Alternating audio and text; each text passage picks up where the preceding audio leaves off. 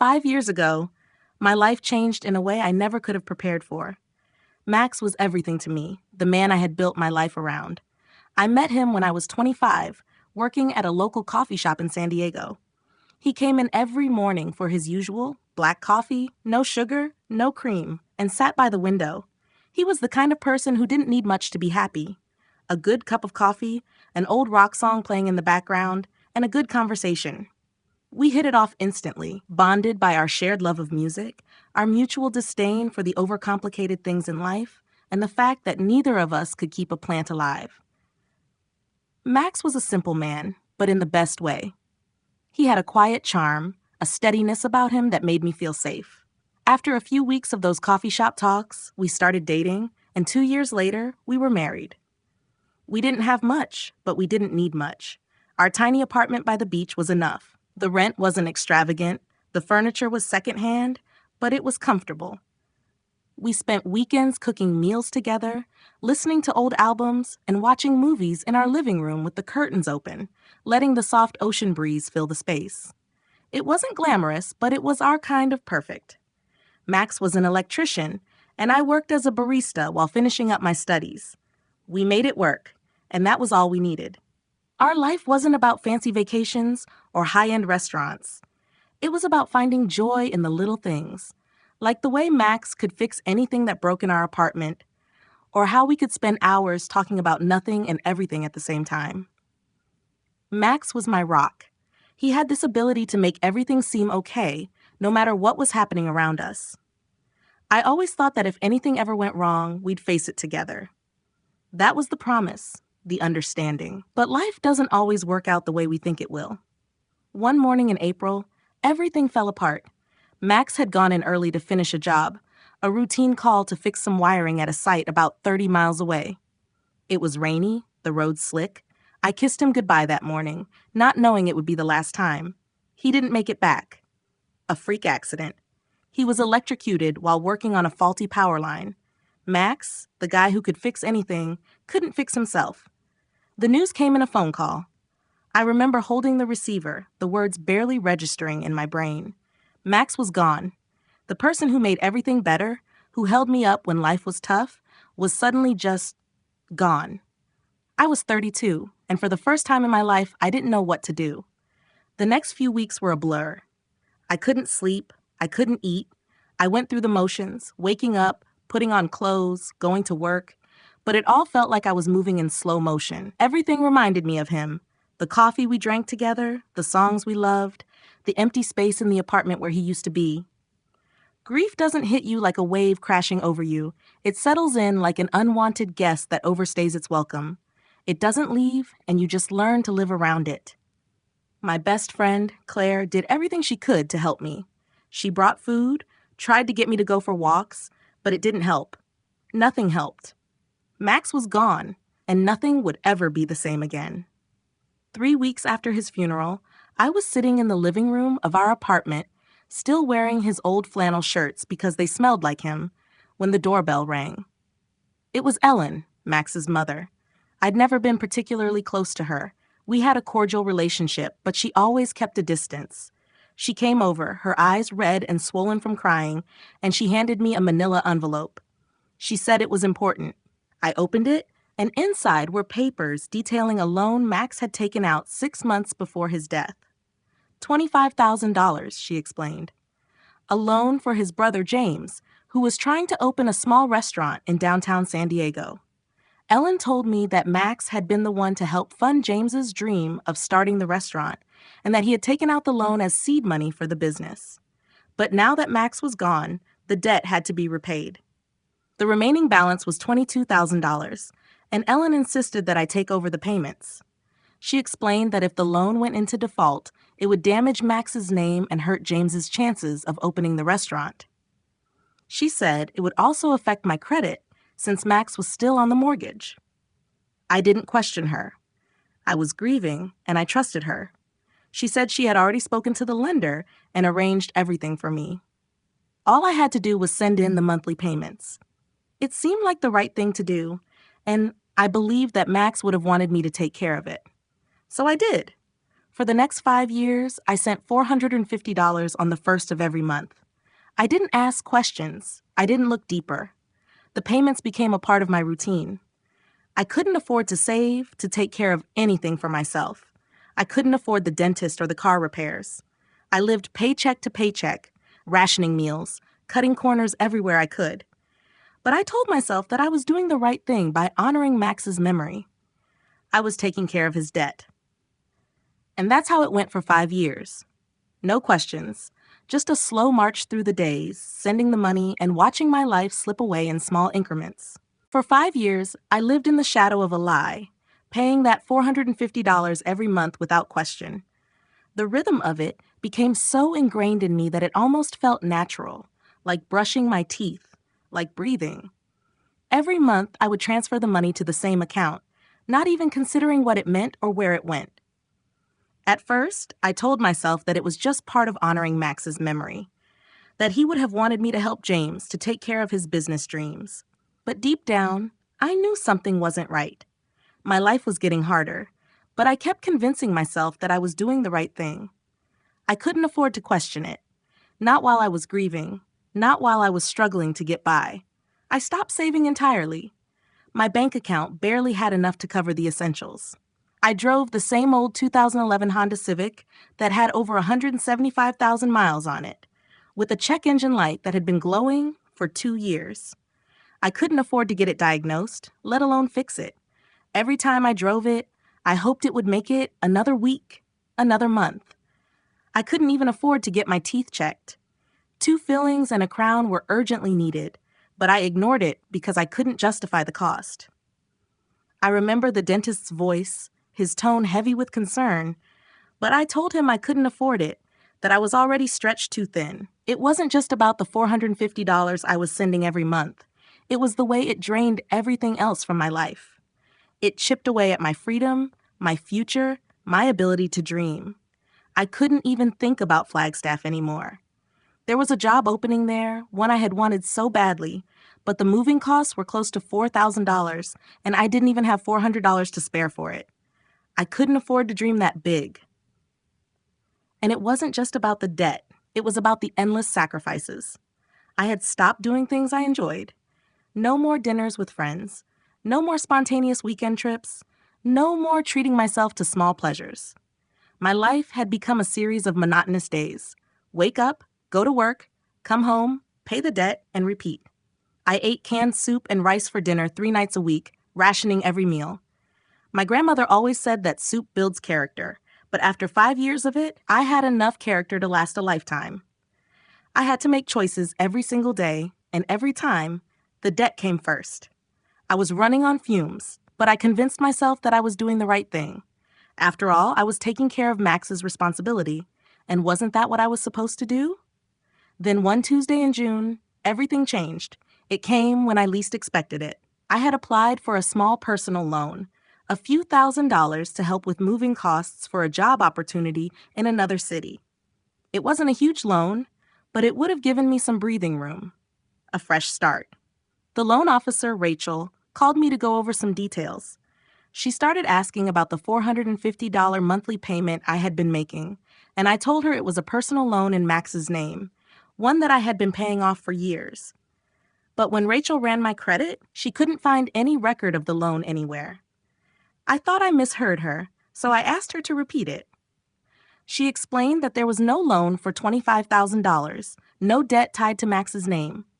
In fact, she said, the account I'd been sending the money to didn't belong to any lending institution. It was a personal checking account owned by a company called Crest Peak Holdings, but there was no official record of it being a legitimate business. I felt my heart drop into my stomach. It was like a punch to the gut. For 5 years, I had been sending money to an account that wasn't tied to any legitimate lender. The truth started to sink in. The debt didn't exist. I had been paying into a void. The money had been siphoned into someone's pockets, and I was too deep in my grief, too trusting of Ellen, to question it. I felt like I was suffocating. All that time, all that effort, all those sacrifices had been for nothing. I was a victim of a lie, and that lie had come from the person I trusted most, Max's own mother. I sat in my car for almost an hour, processing what Rachel had told me. My mind was racing. I didn't know what to do, who to turn to, or how to even begin to understand what had happened.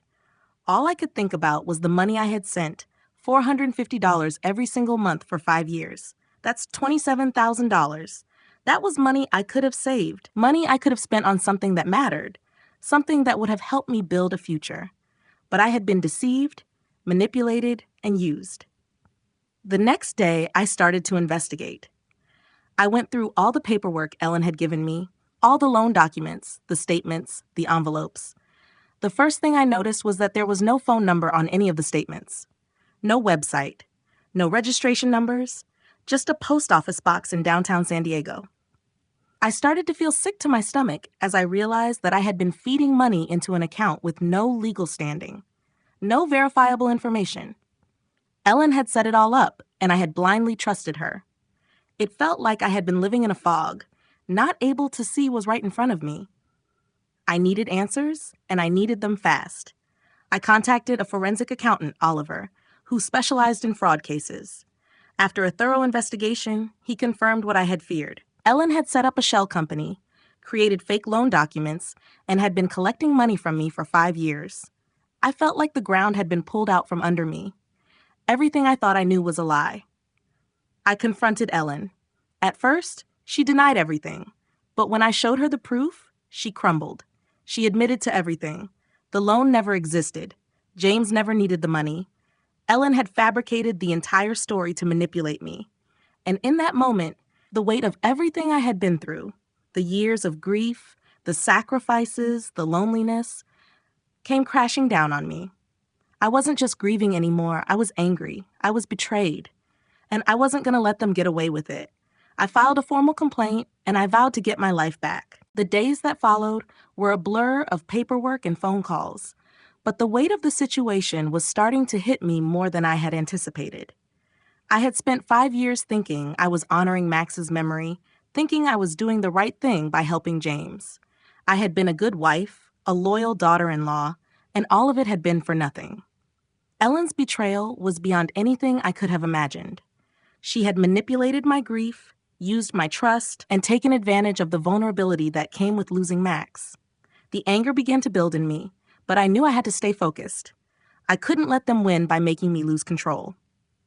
I spent hours every night with Oliver, the forensic accountant, going over the details of the scam. He was methodical, unflinching in his approach, and that was exactly what I needed. He didn't rush through the process. He took his time, piecing together the evidence, making sure everything was documented. He pulled every transaction record from the bank for Crest Peak Holdings, the company that had been receiving my payments for years. It didn't take long for the truth to become undeniable.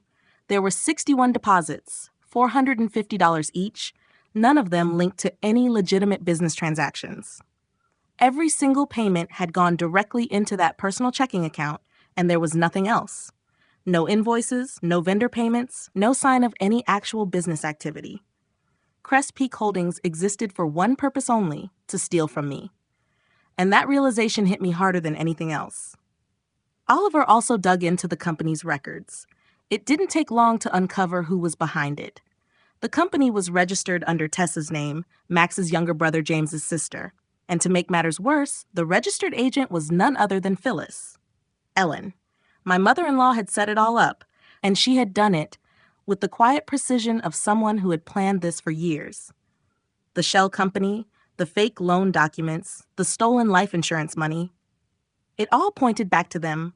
The whole thing was a carefully orchestrated scheme to siphon money from me. And what hurt the most was the fact that they had done it so seamlessly, so coldly, that I had never suspected anything. I had trusted them both. A few days later, I confronted Ellen again. The anger I had been holding in finally broke free. I didn't even know where to begin, but I started with the basics. The loan, the payments, the fake company. Ellen, ever the manipulator, tried to talk her way out of it, tried to make it sound like it was all a misunderstanding, a mistake. But I had the evidence now. I wasn't backing down. When I told her I had filed a formal complaint and that an investigation was underway, she froze. I could see it in her eyes, the moment she realized she was caught. It wasn't guilt or regret that flashed across her face, though. No, it was fear. She knew she was about to lose everything, and she had no way out. Ellen admitted to everything, but she didn't apologize. There was no remorse in her voice, no recognition of the pain she had caused. She just wanted to know how much I had uncovered and whether I was going to go through with the legal action. I told her I was. The idea of seeing her face, the consequences of her actions, filled me with a sense of cold determination. She had stolen from me for years, used my grief to manipulate me, and I wasn't going to let her get away with it. The legal process started soon after. Ellen and Tessa were both arrested for wire fraud, theft by deception, and conspiracy. The charges were serious, and both of them knew it. The prosecution was clear. They had been running a scam for years, and I was just one of their victims. But there was one thing I hadn't anticipated: the guilt I would feel, even knowing that they were criminals. I wasn't sorry for exposing them. I wasn't sorry for fighting back. But there was a small part of me, buried deep down, that wondered if I could have done something sooner. Maybe I could have asked more questions, pushed harder. But grief had clouded my judgment, and I couldn't change that now. What mattered was that I was taking control back. The investigation moved quickly once the authorities got involved. It was clear that this was a well-organized operation. Ellen and Tessa had been careful, but not careful enough. The more they dug, the more they uncovered. I didn't care about the details anymore. I wanted them to pay for what they had done. I wanted justice. Not just for the stolen money, but for everything else they had taken from me. My trust, my peace of mind, my sense of security. The legal proceedings stretched on for months. It wasn't fast, but it was moving. And every day that passed, I felt like I was inching closer to the end of this nightmare. I kept sending the $450 payments, knowing it was the only way to keep the case airtight. I hated it. Every fiber of my being wanted to stop, but I had to stay calm, stay patient. I had to be smarter than they were. During all of this, I started to rebuild. Slowly, but surely. I moved to a new apartment, one that felt like a fresh start. I got a new job with better pay and better benefits, and slowly but surely, I started saving again. I had no idea what the future held, but for the first time in a long while, I could see a path forward. It wasn't the life I had imagined with Max, but it was mine. And that was enough. But it wasn't just the money or the job that changed. Something inside me shifted. I realized that I was stronger than I had ever given myself credit for. I had been through hell, and I had come out on the other side. I wasn't just surviving anymore. I was living again. And for the first time in 5 years, I started to feel something other than pain. I started to feel hope. And that, I realized, was the greatest victory of all. The hardest part was yet to come. I had confronted Ellen and Tessa, filed the complaints, gathered the evidence, but now I had to wait. For weeks, everything felt like it was in limbo. I spent my days at work, treating patients and getting through the motions, while the nights were consumed with thoughts of what might happen next. I kept telling myself that I had done everything I could. I had exposed the truth, and now the law would take over. But I wasn't prepared for how much the waiting would gnaw at me. Every time my phone buzzed, my heart would race, thinking it was some update, some sign that things were moving forward. But sometimes, the silence was worse. In the days leading up to the court hearing, I couldn't shake the feeling that there was a part of me that was still grieving. It wasn't Max this time, but my own trust in people. I had given Ellen so much of myself, so much of my love and trust. She had been a mother to me, and I had let her into my life, into my heart, only for her to betray me so completely. I had spent 5 years under her influence, thinking I was doing the right thing, thinking I was honoring Max. But it was all a lie. I had been living in a fog, believing in something that didn't exist. The anger I felt toward Ellen, toward Tessa, was sharp, but it was the hurt that lingered longer. It wasn't just the stolen money, the debt that wasn't real. It was the way they had used my grief against me. It was during these long, empty nights of waiting that I began to understand something else. I had been grieving for more than Max's death. I had been grieving the version of myself that had been consumed by loss. I had let grief take over, become my only identity, my only narrative. And somewhere along the way, I had forgotten who I was without it, who I was before the pain, before the betrayal. It took me weeks to realize that I had been living in a shadow of myself. I had been hiding, numbing the pain with the routines, the payments, the guilt. I had been letting it define me, and it wasn't until I started peeling back the layers of anger and hurt that I realized how much of myself I had lost in the process. I knew I had to reclaim that part of me, the part that still believed in good things, in the possibility of starting over. The part of me that could still feel joy, even in the darkest of times. But it was easier said than done. I couldn't just snap my fingers and erase the years of pain.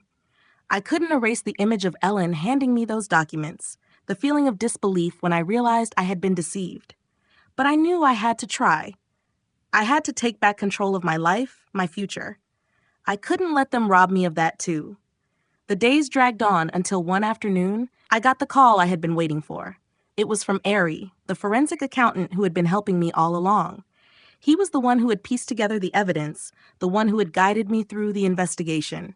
His voice was calm, steady, but I could hear the satisfaction in it.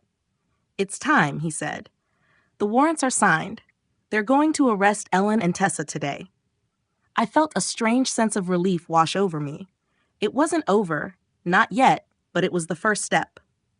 The wheels of justice were finally turning, and I couldn't help but feel that, for the first time in 5 years, I was taking back the power that had been stolen from me. I sat down on the edge of the couch, my heart racing. I wasn't sure what to feel: anger, relief, satisfaction, or all of it at once. But I felt something I hadn't felt in a long time: a sense of control. The next few days passed in a blur of legal proceedings, phone calls, and paperwork. I couldn't focus on anything but the waiting. I had done everything I could to prepare for this moment, and now it was all about seeing it through. And then, just like that, it happened. Ellen and Tessa were arrested. The deputies arrived at Phyllis's house early one morning, while she was still in her pajamas, still clutching her coffee mug, unaware that her life was about to change forever. Tessa's arrest came a little later, as she was at her apartment, trying to live her life, unaware that her mother's lies were about to catch up to her. I wasn't there for the arrests. I didn't need to be. But I couldn't help but imagine what it must have been like for them. Ellen, always in control, always acting like she knew exactly how to manipulate the world around her. Tessa, always playing the victim, always looking for someone to rescue her. I couldn't help but wonder how they must have felt, how they must have reacted when they realized the consequences of their actions were finally upon them. But at the same time, I knew I couldn't feel sorry for them. They had taken advantage of my grief for years, and now they had to face the reality of what they had done. The next morning, as I sat in the living room of my new apartment, I felt a sense of finality. The weight I had been carrying for years, this heavy, unrelenting burden of betrayal, of trust lost, began to lift. It didn't disappear entirely, but it wasn't as suffocating as it had been. I still had scars, but I had learned how to live with them, and I knew that I was finally free. The next chapter of my life was beginning, and I was ready to turn the page. I drove to work that day, the sun shining a little brighter, the weight on my shoulders a little lighter. It felt strange, almost surreal, to be moving forward after everything that had happened. I passed by the places where I used to go with Max, the coffee shop, the park, the beach. I didn't feel the same pain that I had before. I felt a quiet peace instead. I wasn't just moving on from the past. I was letting go of the version of me that had been trapped in it. And for the first time in 5 years, I felt like I could breathe again. The weeks that followed the arrests were a strange blend of relief and quiet anticipation.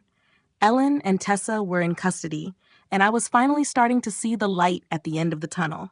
I kept thinking about the life I had been leading, the years I had spent in a kind of fog, doing what I thought was right, paying debts I never should have, honoring a memory that had been manipulated.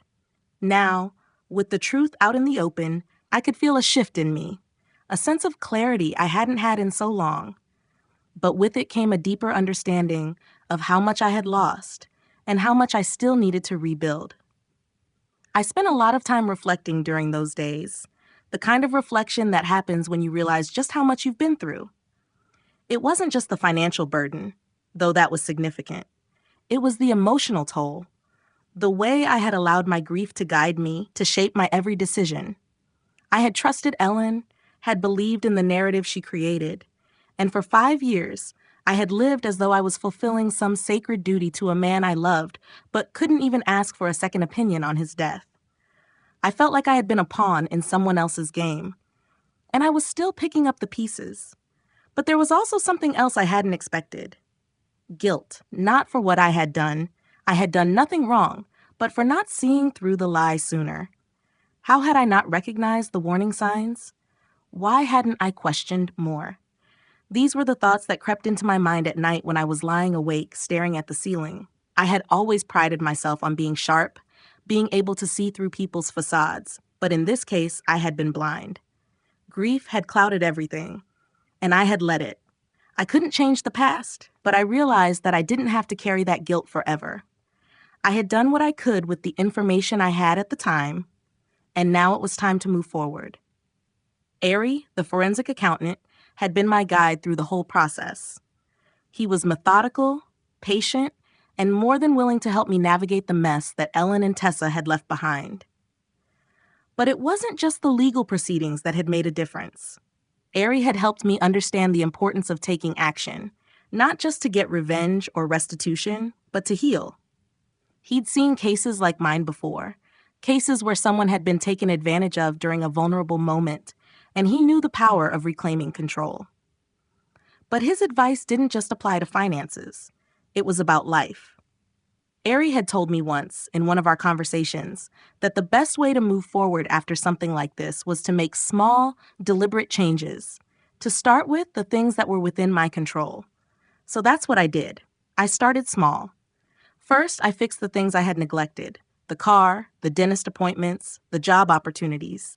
I knew it wasn't going to be easy, but the more I chipped away at the things that had been holding me back, the more I began to feel like myself again.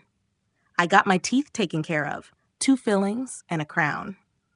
The car, which I had driven into the ground over the years, was repaired. I paid off small debts that I had put off, things I had ignored, because the larger burden of that $450 payment had consumed everything. Slowly, I started to see the financial freedom I had been missing for years. For the first time in a long time, I wasn't worried about making ends meet. I also started thinking about the future. The job I had been too afraid to apply for, the one in Flagstaff, was still open, and I knew it was time to take the plunge. It had been sitting on my fridge for 5 years, a reminder of what I had missed because I hadn't had the money to move, to take that step forward. But now, with the financial burden lifted, I had the space to consider it. I applied for the position, and within a week, I had an interview. The process moved quickly after that. A few weeks later, I had the job, and just like that, I was packing up my apartment, getting ready to start a new chapter of my life. I remember the night before I left, sitting in the quiet of my apartment, taking it all in. The memories of the past 5 years, the grief, the anger, the confusion, still lingered, but they weren't as sharp anymore. The sharpness had dulled into something more manageable, something I could live with. I thought about Max, about everything we had shared, and I felt a sense of peace. It wasn't the kind of peace I had imagined when we first built our life together, but it was peace nonetheless. I had carried his memory with me all these years, but now I could finally let it breathe. I could move forward, not by forgetting him, but by carrying his memory with me in a new way. The morning I left for Flagstaff, I drove away with a sense of finality. I was leaving behind the life I had known, the one that had been tainted by betrayal and loss, and stepping into something new. I didn't know what that future would hold, but for the first time in years, I felt ready to embrace it. The road was open, and I was driving toward it with nothing but possibility in front of me. I kept in touch with Claire, of course. She was my anchor through all of this, the one person who never gave up on me, no matter how dark it got. She came to visit a few weeks after I moved to Flagstaff, and we went for a long hike in the mountains. We didn't talk much about what had happened. Instead, we talked about the future, about my new job, about my new apartment, about the possibilities that lay ahead. It felt good, being able to look forward without the weight of the past constantly hanging over me. And for the first time in 5 years, I didn't feel like I was just surviving. I was living. Max had given me the tools to live a life of love and joy. It had taken a long time to get back to that place, but I was finally there. I had been through something that could have broken me, but instead, I had come out stronger. The journey wasn't over, but for the first time, I felt like I was in control of my own destiny. And that was enough. The days turned into weeks, and the weeks into months, but something inside me had changed. When I first moved to Flagstaff, I wasn't sure what to expect. I had walked away from a life that had once been full of hope and love, only to have it torn apart by betrayal. I had carried so much weight for so long, unsure of how I would ever let go of it all. But the process of rebuilding, of starting over, wasn't as impossible as I had feared. In fact, it was freeing in ways I hadn't imagined. At first, it felt strange to be in a new city, living in a new apartment, working at a new job. Everything was unfamiliar, and for the first time in years, I wasn't living with the ghost of Max constantly hovering over me. His memory was still there, of course, but it wasn't suffocating anymore. I had learned to carry it in a way that allowed me to breathe. There were no more daily reminders of the lie that had controlled my life for so long. The silence in my apartment felt different now. It was peaceful, not hollow. It wasn't the kind of peace that comes from forgetting. It was a peace that came from acceptance. I started to fall in love with the new rhythm of my life. The job at the veterinary clinic in Flagstaff was everything I had hoped for. I worked with a team of amazing people who were passionate about animals, and the work was fulfilling in a way I hadn't experienced in a long time. I had room to breathe, room to grow, and more importantly, room to be myself again. I'd forgotten what it felt like to have a purpose, to feel like my life mattered beyond the daily grind. The hours were longer than I had anticipated, and some days I felt exhausted, but it was the kind of exhaustion that came from doing work I loved, not from living under the weight of a lie. In the evenings, I took long walks around Flagstaff, enjoying the crisp mountain air and the quiet beauty of the town. The scenery was different from San Diego's beaches, but it was beautiful in its own way. The tall pines, the sharp mountain ridges, the clear blue sky, it all felt so open, like a canvas waiting for me to paint my future. I felt like I was finally beginning to live again, not just survive. And then there was Claire. She came to visit me a few months after I moved, and we spent the weekend hiking in the mountains, talking about everything and nothing. I had missed her more than I realized. She had been the one constant in my life during the darkest moments, the one person who never judged me, never questioned my decisions. She had seen me at my worst and never turned away. It was because of her that I had found the strength to confront the truth, to stand up for myself, and to start moving forward. On that hike, as we sat on a rock overlooking the valley below, I finally told her everything, the full extent of what had happened with Ellen and Tessa. I told her how I had been manipulated, how I had been living a lie for years.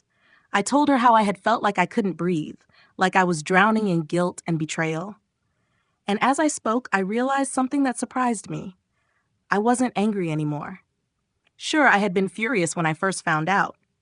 I had wanted to make them pay for what they had done. But somewhere along the way, that anger had transformed into something different. It wasn't forgiveness, not exactly, but it was acceptance. I had to accept what had happened, or it would continue to hold me captive.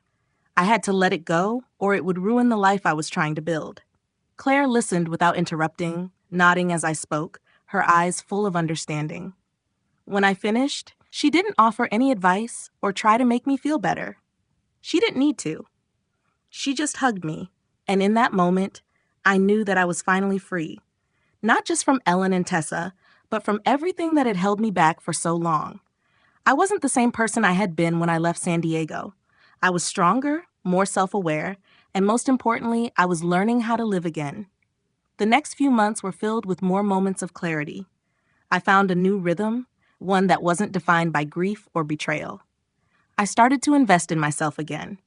I picked up hobbies I had long forgotten, painting, writing, even just sitting with a cup of tea and reading a book without feeling guilty for taking time for myself. I realized that I had spent so much time worrying about everyone else's expectations that I had lost sight of my own. It wasn't easy to relearn how to put myself first, but with time, I did. At work, I was thriving. I was becoming a trusted senior technician, and I was even starting to mentor younger staff members. The connections I had made in the clinic were more than just professional. They were personal. I had a new group of people who cared about me, who saw me for who I truly was, not for the version of me that had been shaped by grief and guilt. They saw the strength I had always had, but had buried beneath years of doubt. One evening, after a particularly long day at the clinic, I sat down to a quiet dinner alone in my apartment. I had been cooking more lately, experimenting with new recipes, and I found that I actually enjoyed the process. As I ate, I reflected on how far I had come in such a short time. 5 years ago, I would have never imagined that I'd be sitting here, content, at peace, and hopeful for the future. The woman who had been trapped in grief and betrayal was gone, and in her place was someone who had learned to reclaim her life. I knew the road ahead wouldn't always be smooth. There would still be moments of doubt, moments when I would feel the sting of what Ellen and Tessa had done. But I had finally learned the most important lesson of all, that I was in control of my own future. I didn't need to carry their lies with me anymore. I could let go of the past and embrace whatever came next. And for the first time in years, I was excited to see where that journey would take me. Life's too short to let betrayal and regret weigh you down. Embrace the power of moving forward, even when it's tough. Take control, trust yourself, and remember, sometimes the best revenge is living your best life. And if you're enjoying this journey with me, hit that subscribe button on the Revenge Protocol YouTube channel. Leave a comment too. I love reading them, and hey, it helps keep the story going.